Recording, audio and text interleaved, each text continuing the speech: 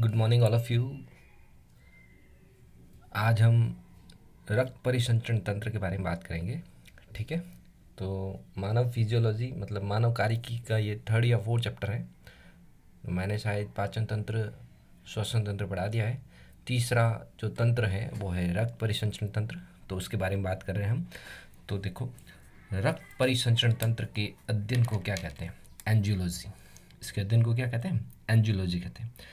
ये रक्त परिसंचरण तंत्र का मतलब क्या होता है? जब गैसीय विनिमय और खाद्य पदार्थों की आपूर्ति करके तथा उस सजीव पदार्थ को कोशिका से वातावरण में ले जाया जाता है, तो ऐसे तंत्र को हम क्या कहते हैं? परिसंचरण तंत्र कहते हैं। ये जो परिसंचरण तंत्र होता है वह 2 प्रकार का होता है। पहला है खुला परिसंचरण तंत्र। इस तंत्र में तरल द्रव कोशिका और ऊतकों के बीच में बहता है। ठीक है, इसका एग्जाम्पल कौन सा हो जाएगा? कीट और कुछ मॉलस्क। ठीक है, मॉलस्का के सदस्य होते हैं कुछ के अंदर। ठीक है, फिर बात करते हैं बंद परिसंचरण तंत्र।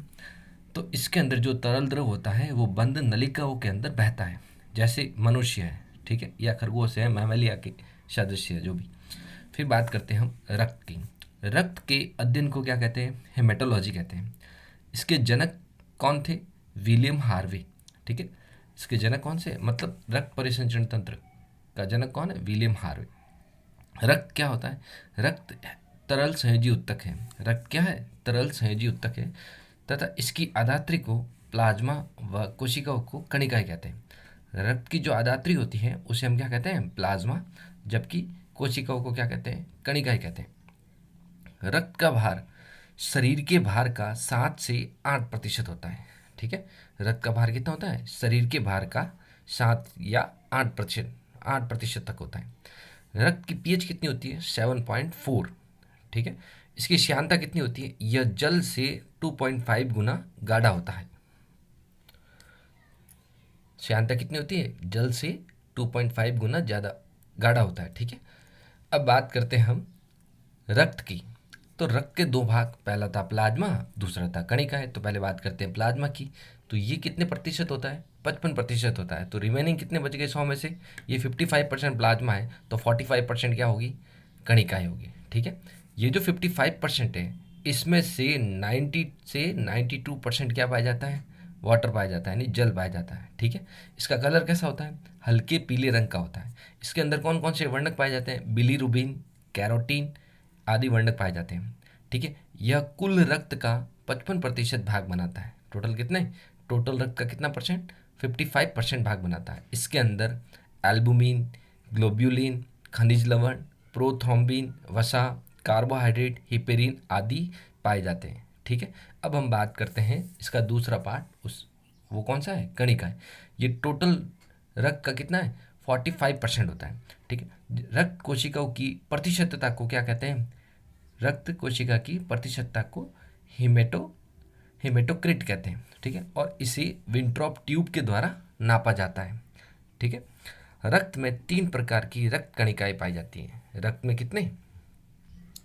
रक्त में 3 प्रकार की कणिकाएं पाई जाती है। तो पहली है जिसे हम कहते हैं आरबीसी, रेड ब्लड सेल्स। इसको हम क्या कहते हैं? इरिथ्रोसाइट्स कहते हैं। ठीक है, आरबीसी का जो जीवन काल होता है वह 120 दिन होता है। ठीक है, इसकी गणना हीमोसाइटोमीटर के द्वारा की जाती है। एम्फीबिया में आरबीसी सबसे बड़ी होती है, यानी उभयचर के अंदर जो आरबीसी होती है वो सबसे बड़ी होती है, जबकि स्तनधारियों के अंदर सबसे छोटी आरबीसी होती है।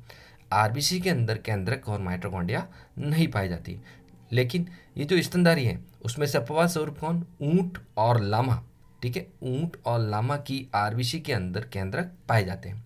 ये जो आरबीसी है वो टोटल मनुष्य के अंदर यानी मेल है, मेल के अंदर कितनी होती है? 52 लाख। ठीक है, जबकि फीमेल के अंदर कितनी होती है? 47 लाख। क्लियर? 52 लाख पर क्यूबिक। ठीक है, और 47 लाख पर क्यूबिक मेल और फीमेल के अंदर ये थी। अब जो स्तनधारी होते हैं उनके अंदर जो आरबीसी है उसका आकार कैसा होता है? उभयावतल होता है, यानी बाइकॉन्केव होता है या वृत्ताकार होता है। ठीक है, इनका जो लाल रंग होता है, ठीक है, यानी आरबीसी का जो लाल रंग होता है वो किसके कारण होता है? हीमोग्लोबिन के कारण होता है।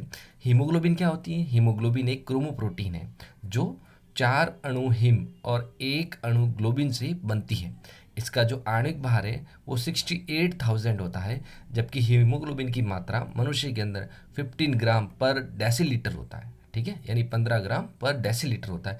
ये सब चीज़ें थोड़ी सी मैंने एक्स्ट्रा बता दी है, आरबीसी के सिलेबस में नहीं है, फिर भी आप देख लेना।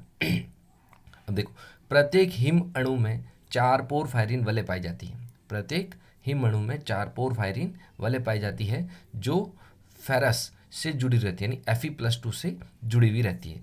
ग्लोबिन के अंदर 4 पॉलीपेप्टाइड श्रृंखला पाई जाती है। कौन कौन सी होती है वो 4 पॉलीपेप्टाइड श्रृंखला? फर्स्ट है अल्फा, ये 141 अमीनो एसिड्स होते हैं इसके अंदर, या इस 141 अमीनो एसिड से बनी होती है।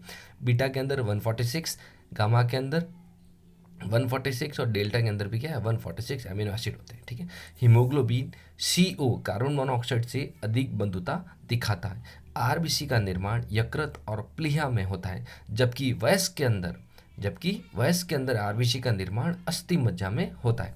फिर बात करते हैं हम आरबीसी का निर्माण, यानी आरबीसी के बनने की प्रक्रिया को क्या कहते हैं? एरिथ्रोपोइसिस कहते हैं। आरबीसी का संग्रहण किसके अंदर होता है? प्लीहा में होता है, तो इसलिए प्लीहा को क्या कहते हैं? रक्त बैंक कहते हैं।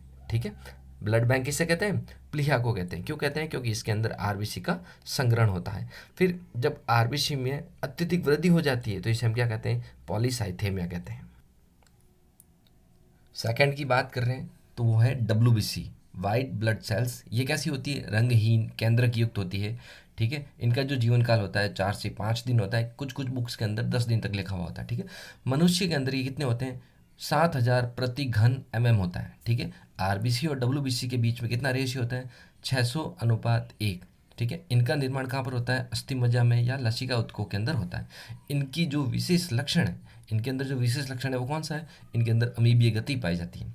डब्ल्यूबीसी जब अधिक हो जाती है तो उसको हम क्या कहते हैं? ल्यूकेमिया। ल्यूकेमिया का मतलब क्या होता है? रक्त कैंसर हो जाता है। ठीक है, डब्ल्यूबीसी 2 प्रकार की होती है। पहला है कणिकामय और दूसरा है कणिका रहित। कणिकामय को क्या कहते हैं? ग्रेन्युलोसाइट्स कहते हैं, और कणिका रहित को क्या कहते हैं? ग्रेन्युलोसाइट्स कहते हैं। ठीक है, अब बात करते हैं पहले कणिकामय की। तो इसके कोशिका द्रव्यों में कणिकाएं पाई जाती हैं। इनका जो केंद्रक होता है वो बहुकेंद्रक रूपी होता है और पिंड युक्त होता है। ठीक है, ये 3 प्रकार की होती है। पहला न्यूट्रोफिल, दूसरा बेसोफिल, तीसरा इओसिनोफिल। तो बात करते हैं पहले न्यूट्रोफिल की। तो ये कुल डब्ल्यूबीसी का 62% होती है। बेसोफिल कुल डब्ल्यूबीसी का 0.5% होती है, और इओसिनोफिल कुल डब्ल्यूबीसी का 2.5% होती है। तो देखो, न्यूट्रोफिल्स के अंदर क्या होती है? जो न्यूट्रोफिल्स होती है इनको ये उदासीन अभिरंजक से अभिरंजित की जाती है। ठीक है, यानी उदासीन अभिरंजक के द्वारा अभिरंजित हो जाती है। इनका जो केंद्रक है वो 2 से 7 पिंडों से मिलकर बना होता है। ये कोशिका के आर पार जा सकते हैं। ठीक है, और ये कुल डब्ल्यूबीसी की 62% होती है। जबकि बेसोफिल होती है वो सारी अभिरंजक के द्वारा अभिरंजित होती है। क्षारीय मतलब क्या? नीले रंग से अभिरंजित हो जाती है। इनका जो केंद्रक होता है वो एस आकार का होता है। ये क्या करती है? हिस्टामिन, हेपेरिन, सेरोटोनिन को स्रावित करती है। बात करते हैं तीसरी, वो है इओसिनोफिल्स। ये अम्लीय अभिरंजक से अभिरंजित होती है। इनका जो केंद्रक होता है वो द्विपालित होता है, और ये इसके अंदर हिस्टामिन अधिक होता है। इनके अंदर एंटी हिस्टामिन का गुण पाया जाता है। एलर्जी के समय इनकी संख्या बढ़ जाती है, और ये कितनी होती है? कुल डब्ल्यूबीसी की 2.5% होती है। अब हम बात कर रहे हैं कणिका रहित डब्ल्यूबीसी। तो इनके अंदर जो केंद्रक होता है वो सैम के बीज के आकार का होता है। इन्हें एक केंद्रकीय डब्ल्यूबीसी भी कहते हैं। इनका निर्माण प्लीहा में होता है। ये 2 प्रकार की होती है। पहला मोनोसाइट, जिन्हें हम क्या कहते हैं? एक केंद्रकाणु कहते हैं। दूसरा लसिकाणु या लिम्फोसाइट। तो देखो, बात करते हैं मोनोसाइट्स की। यह सबसे बड़ी डब्ल्यूबीसी होती है 15 म्यू तक। ठीक है, इनका जो केंद्रक होता है सैम के बीज के जैसा होता है, और ये जीवाणुओं का भक्षण करती है, इसलिए इन्हें क्या कहते हैं? अपमार्जक कहते हैं। तथा ये जो मोनोसाइट्स है वो न्यूट्रोफिल के साथ मिलकर प्रतिरक्षा तंत्र यानी प्रतिरक्षा की प्रथम पंक्ति का निर्माण करती है। ठीक है, ये इंपॉर्टेंट है। न्यूट्रोफिल के साथ ये जो मोनोसाइट है वो मिलकर प्रतिरक्षा की प्रथम पंक्ति का निर्माण करती है। ठीक है, ये कुल डब्ल्यूबीसी की 5% होती है। बात करते हैं इसका सेकंड पार्ट्स, वो है लसिकाणु, जिसे हम कहते हैं लिम्फोसाइट्स। ठीक है, तो इसकी जो आकृति होती है वो गोल होती है। केंद्र कैसा होता है? अंडाकार होता है। ये प्रतिरक्षा का निर्माण करती है। ये भी 2 प्रकार की होती है। पहला बी लसिकाणु, दूसरा टी लसिकाणु। बी लसिकाणु का उत्पत्ति व परिपक्वन अस्थिमज्जा के अंदर होता है, जबकि टी लसिकाणु का उत्पत्ति तो होता है अस्थिमज्जा में, जबकि परिपक्वन होता है थाइमस ग्रंथि के अंदर, ठीक है। और अब तीसरी जो कणिका है उसको हम कहते हैं प्लेटलेट्स या बिंबाणु। ये जो होती है इनकी आकृति अनियमित होती है, ये केंद्रक रहित होती है, इनका मतलब केंद्रक इसके अंदर नहीं पाया जाता, इसका निर्माण अस्थिमज्जा में होता है, इनका जीवन काल 3 से 7 दिन होता है। इनके अंदर ये थ्रोम्बोप्लास्टिन को स्रावित करती है जो रक्त के थक्के के बनने में सहायता करती है, ठीक है। और मनुष्य में इनकी संख्या कितनी होती है प्लेटलेट्स की? 3 लाख प्रति घन mm या मिमी, ठीक है। तो ये था रक्त, और रक्त के बारे में हमने इस वीडियो में पढ़ा। नेक्स्ट टॉपिक के अंदर हम पढ़ेंगे रक्त का समूह और रक्त के थक्के बनने की प्रक्रिया है। Thank you.